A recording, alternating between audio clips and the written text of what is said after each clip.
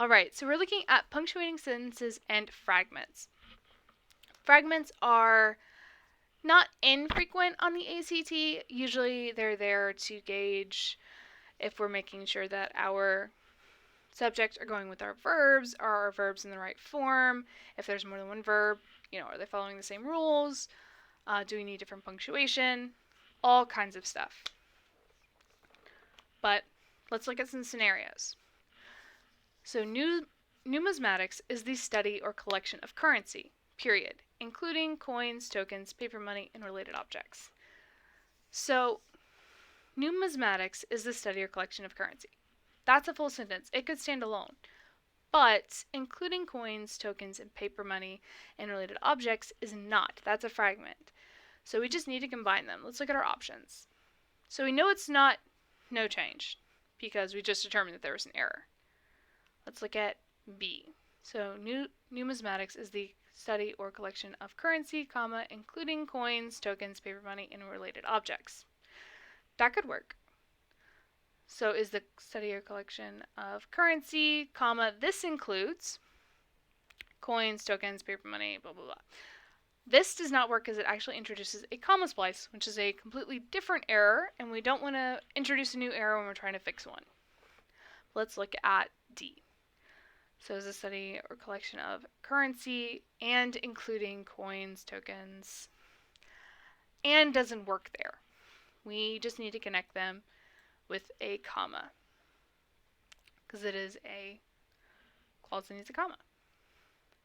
So numismatists, more commonly known as coin collectors, also studying other types of payment used to resolve debts and purchase goods such as shells, precious metals, and gemstones. So studying would be the main verb of the sentence. And as it stands right now, this is not the correct verb form. Let's look at our options. So numismatists, also having studied, same problem, doesn't solve anything, can't be G. So numismatists also would have studied other types of payment used to resolve debts and purchase goods.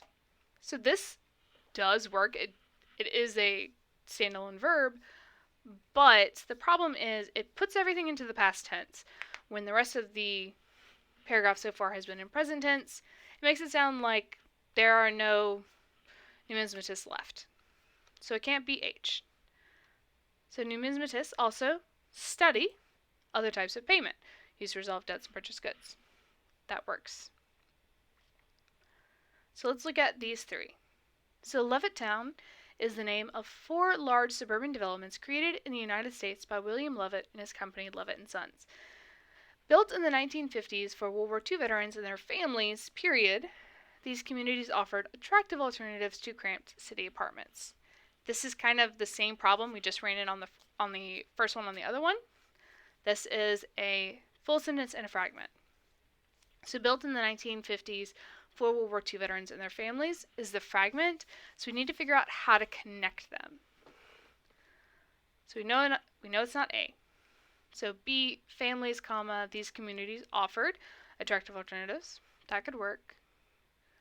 Built in the 1950s for World War II veterans and their families, comma, and these communities offered. That one doesn't work because it's a comma and, which is basically treating both sides of the comma and the and as two sentences, which they are not. One's a fragment. So these communities offering, this is the same kind of issue we ran in with studying. It's not a verb that can stand alone. So this one should be B. It's an introductory phrase. So let's look at 2. Thousands of identical homes were produced, period. That's a full sentence. We're good. Which came standard with a white picket fence, green lawn, and kitchen with modern appliances. That's almost a full sentence. But having which in there, it doesn't work on its own. So we have to change something about it. So thousands of identical homes were produced, comma, they came. That's another comma splice. So we know it can't be G. Thousands of identical homes were produced, and coming standard with a white picket fence. That just doesn't even sound right. So let's look at J. Thousands of identical homes were produced, period. They came. standard with a white picket fence, green lawn, and kitchen with the modern appliances. That fully works. We just change the which to they. That acts as our subject. We're good. So when pre-construction sales began in 1947, nearly 500 homes being bought within the first hour. So we have that same issue with the ing.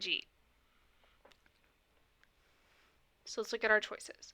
When pre-construction sales began in 1947, nearly 500 homes having been bought, still same ing.